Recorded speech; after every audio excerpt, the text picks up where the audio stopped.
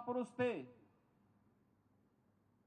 वह समय था जब दुनिया में व्यक्ति पैदल ही यात्रा करता था, साधन नहीं थे। और कहते हैं जब वे काबा पहुंचे वहां पर बिना किसी वे आराम कर रहे थे महापुरुष। तब तक वहां का मौलवी उनसे कहता है कि काबा की तरफ पैर करके क्यों आप लेटे हुए हैं। उन्होंने कहा कि अगर यह ईश्वर है तो फिर मेरे पैर उधर आप ही कर लीजिए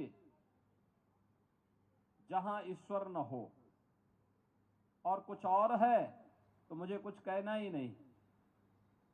कहते हैं कि उसने शरारतन गुरु नानक देव जी के पैर दूसरी ओर किए, पता लगा कि उधर ही उसको काबा के दर्शन होने लग गए। यानी उनकी उच्च कोटि की आध्यात्मिकता और सिद्धि इस बात को प्रदर्शित करती है कि भारत के अंदर संतों की, महापुरुषों की एक श्रृंखला इस रूप में रही जिसके कारण भारत भारत बना रहा। प्रत्येक तबके के लिए जब उस समय विदेशी आक्रांताओं से देश थरथरा करके कांप रहा था, करके खाओ, तमाम राजे रजवाड़े गरीबों को अन्न दान करो, उनके सामने घुटने टेकने के लिए मजबूर हो रहे थे, तब भी एक महापुरुष हुंकार भर करके उनको ललकार करके बाबर को जावर कहने यानी जल्लाद कहने का हिम्मत करता है। ये चीजें उस समय उनका आज भी उनकी उच्च आध्यात्मिक संगठन और समाज जो पृष्ठभूमि थी, समाज को मार्गदर्शन करने और नेतृत्व प्रदान करने की जो सामर्थ्य थी, संपूर्ण सिख पंथ की स्थापना उसी सुदृढ़ नींव पर आगे बढ़ती है।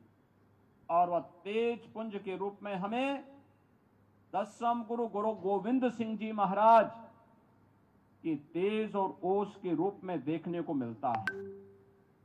बहनों और भाइयों, आज जब हम 556वें प्रकाश पर्व के अवसर पर यहां पर एकत्र हुए हैं, हम सबको मिलकर के इस बारे में संकल्प लेना ही होगा।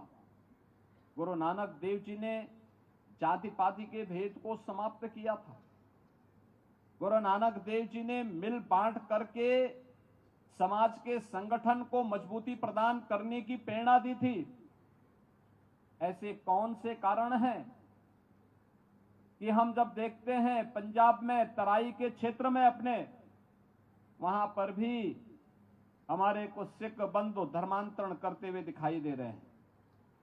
हमने ये तो सुना था बचपन में कि पंजाब में हर परिवार का एक व्यक्ति जो सबसे बड़ा पुत्र होता था वह सिख पंथ के लिए समर्पित होकर के कार्य करता था, वही सिख बनता था। लेकिन मैंने सिखों के धर्मांतरण की बात को सुना नहीं था, लेकिन आज देख करके दर्द होता है।